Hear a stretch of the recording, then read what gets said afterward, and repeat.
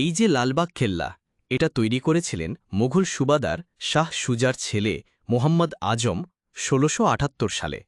কিন্তু নির্মাণ শেষ হয়নি, কারণ ইতিহাস থেমে গিয়েছিল এক দুঃখজনক ঘটনার পর। ভাবত, কত রাজনীতি, যুদ্ধ আর ভালোবাসার গল্প লুকানো আছে এই দেয়ালের মধ্যে। এই কেল্লার ভেতরেই আছেন প্রখ্যাত দরবেশ হাজি খাজা শাহ সুফি। শোনা যায়, কেল্লার নির্মাণ থেমে যায় তার মৃত্যুর পর। মুঘল সম্রাটদের ইতিহাস তো শুধু যুদ্ধ নয়, ধর্মীয় বিশ্বাসও তাদের জীবন গঠন করত। পানাম নগর একসময় বাংলার অন্যতম ধনী জনপদ ছিল। ১৫০০ শতকে এই শহর ছিল হিন্দু ব্যবসায়ীদের কেন্দ্র। পরবর্তীতে ইংরেজ শাসনামলে এখানকার রাজকীয় ভবনগুলো আরও সুন্দরভাবে গড়ে তোলা হয়। এখন সবটাই নীরব। এই জায়গাটা ছিল ঈশা খাঁর দুর্গ। মুঘলদের বিরুদ্ধে বিদ্রোহী ১২ ভূঁইয়ার নেতা ছিলেন তিনি।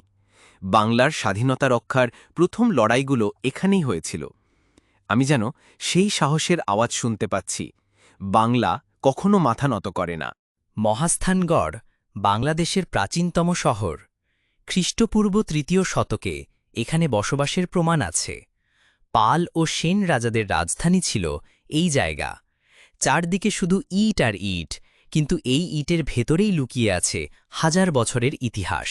গৌড় শহর সুলতানদের শাসনের অন্যতম শক্তিশালী কেন্দ্র। ১৪-১৫ শতকে এই শহর ছিল বাংলার রাজধানী। এখন শুধুই ধ্বংসাবশেষ, কিন্তু প্রত্যেকটা ইট বলে, আমি একদিন রাজত্ব করতাম, আমি যেন সময়ের মধ্যে হেঁটে যাচ্ছি। ৭ গম্বুজ মসজিদ ১৭০০ শতকের এক স্থাপত্য চমৎকার, মোঘল শাসনের ধর্মীয় শিল্পের নিদর্শন। চুপচাপ এই গম্বুজগুলোর নিচে দাঁড়িয়ে যেন মনে হল সময় যেন থেমে গেছে, আর আমি সেই ইতিহাসের শব্দ শুনতে পাচ্ছি।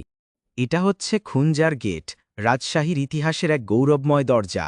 কেউ বলে এটা ছিল রাজবাড়ির প্রবেশদ্বার, আবার কেউ বলে শত্রু প্রতিরোধের জন্য বানানো হয়েছিল।